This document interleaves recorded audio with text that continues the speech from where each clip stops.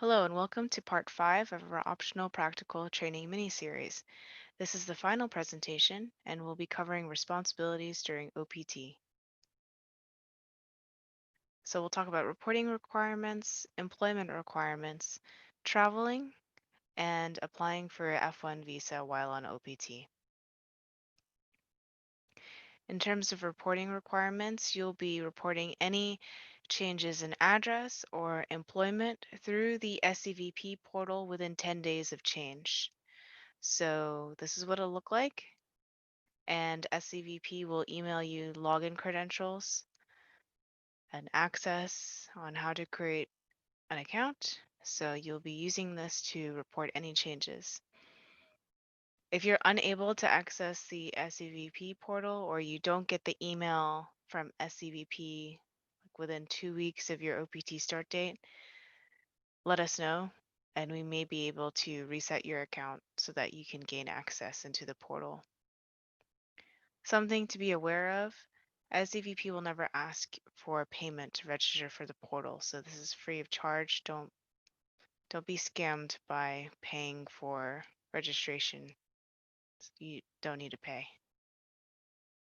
Okay. In terms of employment requirements, you must work a minimum of 20 hours per week in a position, of course, related to your field of study. You can't exceed more than 90 days of unemployment, and it is your responsibility to keep record of your employment history and periods of unemployment. Days of unemployment prior to your OPT start date don't count towards your 90 days. So if you graduate December 18, for example, and your OPT start date is not until February 1st, that period from December 19 to January doesn't count towards your 90 days. It only counts from the start date of your OPT card. So here's a chart that informs you of the suggested documents to bring when you leave the United States and re-enter. Okay, so we have 3 categories here. Before completing your academic program and before you get your OPT card, this is what you should bring. After you complete your program and before you get your OPT card, this is what you should bring. And after completing program and after you get your OPT card, this is what you should bring. So it consists of passport, visa, OPT I-20. Just remember that OPT I-20 needs to be signed every 6 months if you want to travel. Okay, this is different from when you were a student where the signature is valid for a year. On OPT, it's only valid for 6 months.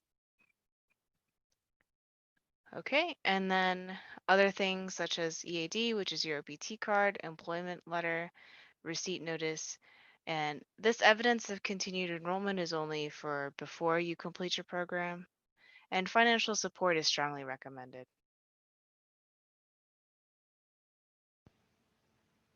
Oops, all right. So travel tips, it's best to avoid long absences from the United States during your OPT period. If you spend time outside the US while unemployed, just know that that will count towards your 90 days of unemployment. However, if you're still employed by a company and you're just taking a vacation for, let's say, 3 weeks, that does not count towards your 90 days of employment. It's only periods of unemployment where you're not employed by a US employer. All right, with the second point, attempting to re-enter the US close to the expiration date is risky.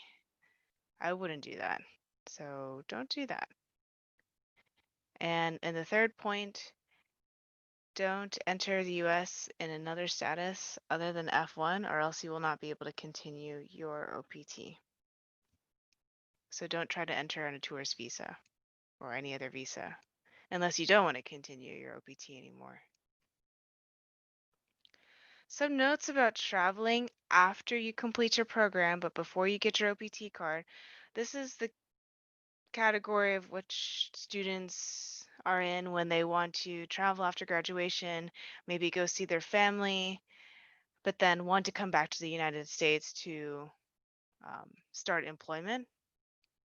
There is risk with this if you try to travel before you get your OPT card. Because if there are any delays, let's say USCIS wants additional evidence for your application, they will send it to a US address. And if you're not there to submit the evidence, then you're going to have issues with your application. Or if your OPT card is being processed and it's being mailed to the address that you indicated on your I-765 and you're not there, but let's say your friend or roommate mails it, if it gets lost on its way to you, then that would not be great. You would have to reapply for an OPT card, which means another fee of $410 or whatever the fee may be, and it would take another 3 to 4 months. So it's not a good idea. It's possible, but it's not a good idea to travel before your OPT card is received. With the last bullet point, if your application is denied and you're outside the US, you won't be able to apply for OPT. All right, so if you leave the United States, you're on OPT, and you notice that your F1 visa is expired, you will need to obtain a new F1 visa before you re-enter the United States. So here are the documents that you'll need to bring. Passport, of course, that I-20 with a signature within the past 6 months, your OPT card, proof of employment or a job offer letter, and evidence of sufficient funds. So evidence that you can support yourself while you're in the United States. And that's all you'll need to bring when you apply for your F1 visa on OPT. Here are the options after OPT. So after that initial year of OPT, for those who are graduating or have graduated in a STEM field, then you can apply for OPT STEM extension, which gives you an additional 2 years of employment. And you'll apply 90 days before your OPT end date. You can find more information on our website. Another option for you is to further your education. So OPT is granted once per degree level, and OPT STEM is granted twice, but only once per degree level. So if you want to further your education, you finish your undergraduate degree and you want to start a graduate program, a master's program, then that's an option for you.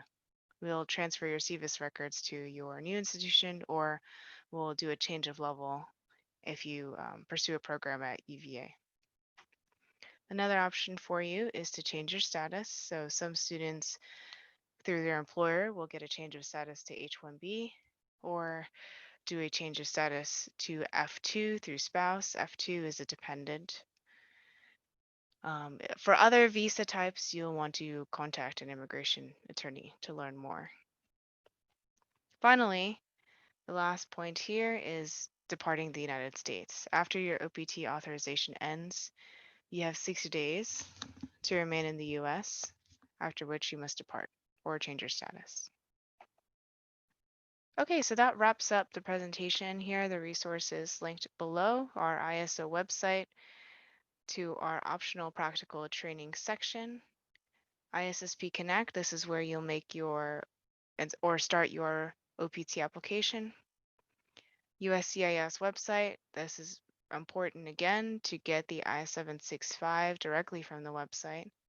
And of course our email here. And then you could also make an appointment with us through ISSP Connect. Okay, thanks for watching. Hope this is helpful.